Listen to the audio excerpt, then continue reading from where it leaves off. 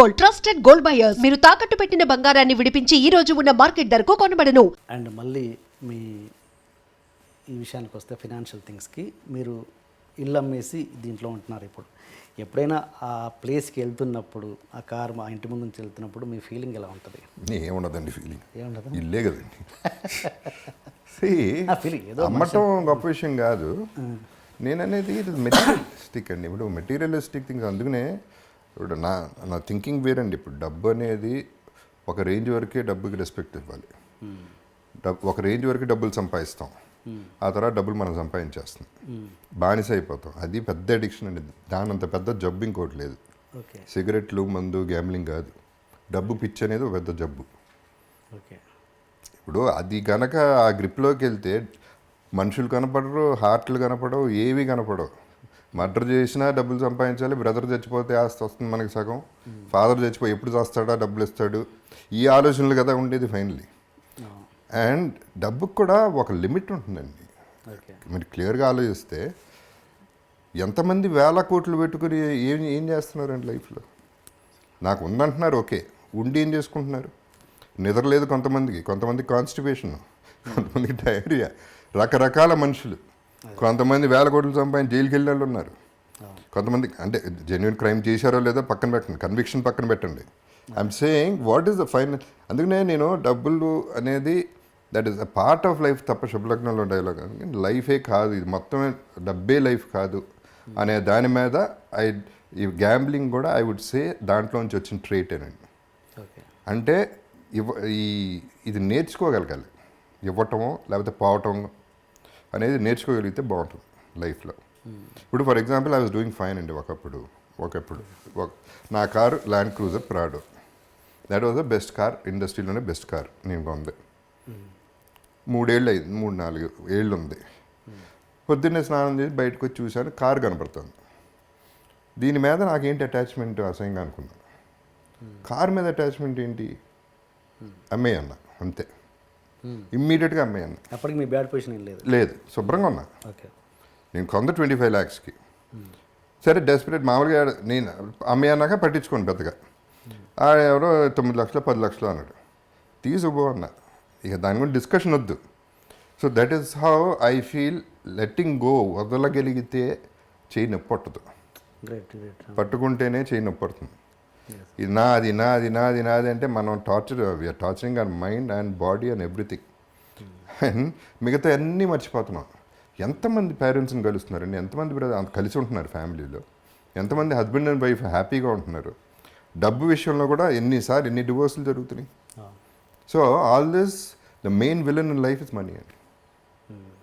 So అందుకనే నేను ఆ మనీ అనే దానికి అంత ఇంపార్టెన్స్ ఇవ్వకూడదనే నా ఫిలాసఫీ అండి. బికాజ్ నేనేంటి, నాకున్న డబ్బు నాకు చాలా తక్కువ ఉందండి నిజం చెప్పాలంటే. అది కూడా మళ్ళీ తిరిగి సంపాదించింది. కానీ నేను నా ఫస్ట్ క్లాస్లో వెళ్తాను, నా 5-star హోటల్లో ఉంటాను, నా ఫ్యామిలీ అట్లాగే వెళ్తుంది, ఫ్యామిలీ అలాగే ఉంటుంది. వీళ్ళకి ఎంత మిగిలితే అంత పిల్లలకి ఇస్తాం అంతే. ఎవడు రూల్ పెట్టలేదు 1,00,000 కోట్లు ఇవ్వాలని. వాళ్ళ బతకాలి. ఇవ్వగలిగితే ఇవ్వలేకపోతే నోరు మూసుకు కూర్చో అంతే. అండ్ మీ బ్యాడ్ ఫీల్ కొంత ఫ్రస్ట్రేషన్ కూడా ఉందండి దీంట్లో. బికాజ్ ఆ ఒక్క దృష్టితోనే చూస్తున్నారు జనాలు. పొద్దున్న లెగిస్తే ఎలా మోసం చేద్దాం, ఎవరిని బకరా చేద్దాం అనే పద్ధతిలో ఎంతమంది ఉన్నారు అంటే నెగిటివిటీ స్ప్రెడ్ అవుతూనే ఉంది. అందుకని I don't go for parties అండి. పార్టీస్కి వెళ్తాం, ఓకే, ముందు కొట్టేస్తాం, రాత్రి అంతా ఒకరికి వాళ్ళు మాట ఇచ్చేస్తాం, రేపు మనం అది చేసేద్దాం, ఫోన్ కూడా ఎత్తారు రేపు. సో అల్టిమేట్లీ దానికి ఎంత వాల్యూ ఉందో చూడండి, మనకి ఎంత వాల్యూ ఉందో చూడండి. సో మనిషి వాల్యూ ఇస్తున్నావా, డబ్బుకి వాల్యూ ఇస్తున్నావా అనేది ఇంపార్టెంట్ పాయింట్. మీరు అన్నారు ఇప్పుడు నా 5-starలో ఉండాలి, నా ఫ్యామిలీని అలాగే. నేను 5-starలోనే ఉంటాను, 150 రూపీస్ రూమ్లో కూడా ఉంటానండి. అది కూడా ఉంటా. I'm telling I can afford. అంటే నేను మీ బ్యాడ్ ఫేజ్లో కూడా అలా ఫ్యామిలీకి చూపించారా? అలా చూపించని పరిస్థితి కూడా వచ్చిందా మీకు? వచ్చిందండి సిచ్యువేషన్. అంటే ఒకటి ఏంటంటే ఆ ఫ్యామిలీకి చాలా వరకు లాస్ట్ 1 year వరకు ఏం తెలియదు, అది నేనేం చెప్పలేదు ఎవరికి. So I had to maintain. వాళ్ళు అడిగింది ఇవ్వటం వరకు చేసాం, అంతవరకు చేసాం. అప్పు చేశాను 60% ఇంట్రెస్ట్ కట్టిన రోజులు కూడా ఉన్నాయి. సో అవన్నీ దట్ ఈస్ మై ప్రాబ్లం. పెళ్లి చేసుకున్నాం, పిల్లల్ని కన్నాం, వాళ్ళని చూసుకోవాలి, ఎలా చూసుకుంటాం అనేది నా ప్రాబ్లం. సో అది అప్పు చేశాను, దానివల్ల అప్పులు పెరిగిపోయినాయి, ఇంట్రెస్ట్లు పెరిగిపోయినాయి, వాట్ ఎవర్ హ్యాపెన్. అది నేను పడ్డాను, ఆ గొడవంతా నేను పడ్డాను. ఏమంటే కంపేర్ చేసుకుంటే what is my problem in life? I don't have a problem. Problem ఉందనుకుంటే ప్రాబ్లం అండి. ఫర్ ఎగ్జాంపుల్ నిన్న సంజు సినిమా చూశానండి, సంజయ్ దత్ లైఫ్ చూశాను. ఆ లైఫ్ చూసిన తర్వాత నా లైఫ్ ఎంత గొప్ప, ఎంత హ్యాపీగా ఉంది. సో రివర్స్లో ఫీల్ అయితే నోబడీ హ్యాపీ. సాటిస్ఫాక్షన్ లెవెల్ ఎక్కడ ఉంటుంది? నేను అందరికీ చెప్పేది ఒకటేనండి. ఇప్పుడు నేనున్నాను, జగపతి బాబు ఇక్కడ ఉన్నాడు, అక్కడ లేడు, ఇక్కడ ఉన్నాడు. దీని కింద ఎంతమంది ఉన్నారు? వీళ్ళందరికంటే పైన ఉన్నా కదా. అక్కడికి చూస్తా, అక్కడికి వెళ్తే బాగుంటుందని ఆలోచిస్తా, కానీ ఇక్కడ హ్యాపీగా ఉన్నా. అలా ఆలోచించగలిగితే will have much more love in the society. That is what I'm trying to say. నేను ఇంతకుముందు ఇప్పుడు ఇల్లు అమ్మేయటం అనేది అసలు నేను లేను కూడా లేను. యాక్చువల్లీ ఇల్లు అమ్మేసినాక నేను వైజాగ్లో లెజెండ్ షూటింగ్ చేస్తాను, వైఫే ఖాళీ చేశారు. సో అసలు ఇల్లు అమ్మేస్తున్నారు, బయటికి వెళ్ళిపోతున్నాం అనే ఫీలింగ్ నాకు లేనే లేదు. టు ప్రూవ్ దట్ రీసెంట్గా ఒక పర్టికులర్ విజువల్ నేను షూట్ చేసుకున్నాను వేరే దానికి. ఆ ఇంటి ముందే నేనే కావాలని తీసుకెళ్ళి కెమెరా పెట్టి గేట్ బయట నుంచుని, ఒకప్పుడు నా ఇల్లు ఇది, ఇప్పుడు ఇల్లు అదే, అడ్రస్ అదే, పేరు మారింది, అంతే జరిగింది, అంతకంటే ఏమీ జరగలేదు. ఈ ఇల్లు పోవడం వల్ల నాకేం పెద్ద నష్టం కలగలేదు, ఇంతకంటే పెద్ద ఇల్లే కట్టుకోగలను. So it is not an issue అనేది ఇంతకుముందే చెప్పాను. వాటి మీద ప్రేమ పెంచేసుకుంటే మనం ఎందుకండి ఇంకా కావాలి. ఇల్లు ఉంటే బాగుంటుంది. బ్రహ్మాండమైన ఇల్లు కట్టడం చాలా ఖర్చు పెట్టి, చాలా మంచి ఆర్కిటెక్ట్, బ్రహ్మాండమైన ఇల్లు. అందరూ వచ్చేవారు, అందరికీ విపరీతంగా వచ్చేది, అందరికీ 300 రోజులు భోజనం పెట్టేవాడిని. So there wonderful times we had, all that is okay fine. But situation అది అయితే ఏమవుతుంది ఏమంటే, ఇప్పుడు హాస్పిటల్కి వెళ్తే పేషెంట్ని చూడటానికి ఒక రూమ్కి వెళ్తే పేషెంట్ చచ్చిపోయాడు, వేరే పేషెంట్ వచ్చేసాడు, పేరు మారిపోయింది, అక్కడ మనిషే పోయాడు అక్కడ. అంత సింపుల్గా జరుగుతుంది. ఇల్లు, కారు ఇట్లాంటివన్నీ అంత సీరియస్గా తీసుకుంటే I don't think you're giving value to your life. ఉన్నాయండి, అన్ని డబ్బులు ఉంటే ఏదన్నా చేసుకోండి లైఫ్లో, ఆల్ దట్ ఈస్ ఓకే. ఆ ఇల్లు మన ఇండస్ట్రీ వాళ్ళే కొన్నారా లేదా బయట వాళ్ళు? లేదు, బయట రమేష్ గారని బయట. ఓకే, అంటే ఓకే, మీరు మీ స్టేట్ ఆఫ్ మైండ్ ఇలా ఉంది కాబట్టి మీరు ఇలా ఆలోచించగలుగుతున్నారు. కానీ మీ పిల్లలు, వాళ్ళకి ఎంతో కొంత ఇల్లు మీద అఫెక్షన్ ఉంటుందిగా. That's a very good one అండి. See this is where I have to, అంటే నా ఫ్యామిలీ, నా అదృష్టం మామూలు అదృష్టం కాదండి అది. ఫర్గెట్ అబౌట్ మై ఫెయిల్యూర్, అక్కడ హీరో అయ్యానా, విలన్ అయ్యానా పక్కన పెట్టండి. సి బేసిక్గా నేనేం చెక్కుకోలే, నా ఫేసు అలా పుట్టాను, గొంతు అలా వచ్చింది. నాన్నగారు వల్ల సినిమా ఎంటర్ అయ్యాను. మా అమ్మ she deserve the better son then me, అంత మంచిదామి. మా బ్రదర్స్ ఓ పక్క, మా brother sister in laws, come to my family, వాళ్ళని యాక్సెప్ట్ చేయాలండి. నరకం ఎక్కడ ఉంటుంది? ప్రాబ్లం ఉంటే ఇంట్లో ఉంటుంది, ఆ నలుగురి మధ్యలోనే ఉంటుంది. నాకు ఆ ప్రాబ్లం లేదు. బాధపడతారు, డౌట్ లేదు, బాధపడతారు. ఎక్స్ప్రెస్ కూడా చేయలేదు ఎక్కువ, గొడవ అవ్వలేదు, ఆర్గ్యుమెంట్ అవ్వలేదు, ఏ రోజు ఏమీ జరగలేదు. వాళ్ళు ఒకటే రిక్వెస్ట్ చేశారు, ఇల్లు అమ్మద్దు, ట్రై చేయండి అంది. కుదరలేదు, అమ్మాం. దానికి అదృష్టం ఉండాలండి ఫస్ట్. ఫ్యామిలీ బాగుంటాం అనేది అది అదృష్టం, మిగతా ఇంకేం అవసరం లేదు. ఇంకేమున్నా లేకపోయినా బతికేయచ్చు. ఇంటికి నేను ఒకటే అడిగానండి, పెళ్ళప్పుడు కూడా నేను ఒకటే చెప్పా, బయట ఎన్నన్నా పడతాను ప్రాబ్లం లేదు, ఇంటికి వచ్చేపాటు ఒక స్మైల్తో ఉండి చాలు. That is what I want and that is my happiness in life and that is what I'm getting. ఇంకేం కావాలండి? ఇప్పుడు ఇది కూడా అంతకుముందు డబ్బుకి వస్తాయనండి, అంతకుముందు ఏమంటారు దీన్ని, ముజ్జరాలకి వెళ్ళేవాడిని బాంబేలో, ఇక్కడ ఫామ్ హౌస్లో పెట్టినప్పుడు. ఏంటనేది నాకు క్యూరియాసిటీ. 2-3 సార్లు చూసి నాకు చాలా చిరాకు వచ్చింది. ఆ నోట్లు అట్ట ఇసిరేయటాలు, ఇక్కడ పెట్టటాలు, ఆడాళ్ళకి అక్కడ పెట్టటాలు. అసలు ఏంటిది? ఏం వాల్యూ ఇస్తున్నాం మనం ఆడాళ్ళకి? స్త్రీకి ఇదే మనం ఇచ్చే వాల్యూ. 100 రూపాయలు 10 రూపాయల కోసం వాళ్ళు పడి దానికోసం కష్టపడటం. వాళ్ళ పాపం వాళ్ళ బ్యాడ్ లక్ అట్లా అయింది.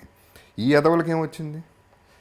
ఇదే పద్ధతి అంటే, ఐటమ్ ఒక టాయ్ కంటే వర్స్గా ఒక స్త్రీని చూడటం అనేది చాలా బాధ వేసింది నాకు. సో నేను ఎప్పుడు ఏమనుకునేవాడిని, నా ఫీలింగ్ ఇది చేయలేదు, కానీ ఒకసారి వెళ్ళాను ముజరాకి, 1,00,000 రూపాయలు చేతిలో పెట్టి వెళ్ళిపోయాను అంతే. ముజరా చూడలే, ఏం చూడలే. ఓకే. అది నాకు నచ్చింది. At least she'll be happy for 1 month or whatever. Okay. ₹1 కోటి ఇవ్వాలని నాకు అంత ఆశ ఉందండి అటువంటి వాళ్ళకి. ఇలా కాదు చూడాల్సింది, ఇది కాదు లైఫ్. ఓకే. సో డబ్బు గురించి చెప్తున్నాను. I'm coming back to that point. That is my expression ఏంటి ₹1,00,000 చేతిలో పెట్టగానే? నేను చూడను కూడా చూడలేదు. ఓకే. నేను చూడను కూడా చూడలేదు యాక్చువల్లీ. నాకు అంటే ఏదో చూడాలి, తన ఎక్స్ప్రెషన్ చూడాలి, తన థ్యాంక్స్, అది ఏం లేదు నాకు. ఆ కోరిక పుట్టింది, ఇచ్చేసాను, వెళ్ళిపోయాను అంతే.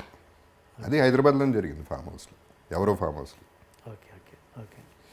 అండ్ ఓకే అండి, మీ అమ్మాయి, మీ చిన్న పాప గురించి మాట్లాడదాం. చిన్న పాప ఎప్పుడైనా ఆ జనరేషన్ గ్యాప్ ఉంది కాబట్టి ఎప్పుడైనా మీరు ఎలోన్గా ఉన్నప్పుడు దగ్గరికి వచ్చి డాడీ అని తన ప్రాబ్లమ్స్ మీన్స్ అదే ఈ ఫినాన్షియల్ స్టేటస్ కావచ్చు, ఇల్లు అమ్మడం గురించి కావచ్చు, ఏదన్నా మీతో ఎప్పుడైనా పంచుకుందా? ఇద్దరు అమ్మాయిలు ఎప్పుడు కూడా ఆ డిస్కషన్ పెట్టలేదు. ఇన్ఫ్యాక్ట్ పెద్ద అమ్మాయి మొన్న కూడా షీస్ 30 years, మొన్న కూడా తిట్టింది, సరిగ్గా పెంచలేదు మమ్మల్ని, ఇష్టానికి ఏదిగా ఉంటే అది ఇచ్చావు. ఇద్దరిని ఓకే. అలా కాదు పెంచాల్సిన పిల్లల్ని, అప్పుడప్పుడు కొట్టాలి, తిట్టాలి, అప్పుడే మీరు నేర్చుకుంటా లైఫ్, నేను నేర్చుకోవట్లేదు లైఫ్ మీ వల్ల అని రివర్స్ అయింది తప్ప ఎప్పుడు కూడా ఇలా చేసావు అలా చేసావు అని ఒక్క క్వశ్చన్ ఒక్కళ్ళు అడగలేదండి ఇంతవరకు. నేను ఇంకా అంతకంటే ఇంకేం అవసరం లేదు నాకు. ఓకే. ఇప్పుడేమో తాతయ్య అయ్యారా? లేదు, లేదా? టెక్నికల్ కావాలి నాకు. అటువంటి ఏం కూడా లేవండి, తాత అవ్వాలనో లేకపోతే వారసత్వం. ఆ డిస్కషన్ కూడా వచ్చింది నాన్నగారితో. ఏంటి ఎవరు లేరు, మగపిల్లలే లేరు ఫ్యామిలీలో, ఏంటి అందరు 3 బ్రదర్స్కి అందరూ కలిసి 5 ఆడపిల్లలు, ఏంటి పరిస్థితి అన్నారు. మర్చిపోండి, ఇప్పుడు వారసత్వం లేకపోతే ఏమవుతుంది, వీరమాచినేని ఫ్యామిలీ లేకపోతే ఏమవుతుంది, ఎవరికి ఏం పెద్ద లేదండి. మీరు ఫీల్ అవుతున్నారు, మనం ఫీల్ అవ్వడం కరెక్ట్ కాదు. ఎవడు ఫీల్ అవ్వడు దాని గురించి, పెద్ద ఆలోచన కూడా ఎవరికి ఉండదు, మర్చిపోండి దాని సంగతి అని చెప్పా. సరే కావాలంటే చెప్పండి, ఎవరన్నా ఉంచుకుంటాను అని సరదాగా జోక్ కూడా చేసుకున్నాను. అంటే మీకు ఎప్పుడు అనిపించలేదు రా కొడుకుంటే వాడిని హీరో చేసేవాడిని అని? లేదు అసలు అది అదే ఉంది. కూతుర్లు ఉన్నారు, అలా హీరోయిన్ కావాలంటే హీరోయిన్ అయ్యేవారు, వాళ్ళకు వద్దనుకున్నారు. That's all. అంటే ఒక ఎక్కడో చిన్న ఆశ ఏంటంటే, మా అల్లుడు అమెరికన్, మా అమ్మాయి ఆఫ్కోర్స్ ఇండియన్, వాళ్ళకి పిల్లడు పుడితే చాలా వేరేగా ఉంటాడు, ఒక అద్భుతంగా ఒక mix breed everything. I believe in inter caste marriages అండి. ఐ బిలీవ్ ఇన్ ఇట్లా ఉంటేనే culture world will be a better place అనేది నమ్ముతాను. అందంగానూ పుడతారు, ఇంటెలిజెంట్గానూ పుడతారు అనేది నా నమ్మకం. ఎస్ అవును. ఓకే అండి. అండ్ ఇండస్ట్రీలో మామూలుగా పర్మనెంట్ శత్రుత్వాలు ఉండవు, పర్మనెంట్ మిత్రుత్వాలు ఉండవు అన్నది సహజం. ముఖ్యంగా ఇండస్ట్రీలో అసలు ఉండవు. And for more videos, please subscribe to iDream. Please subscribe to iDream. Please subscribe iDream. And please subscribe to iDream. For more videos, subscribe to iDream.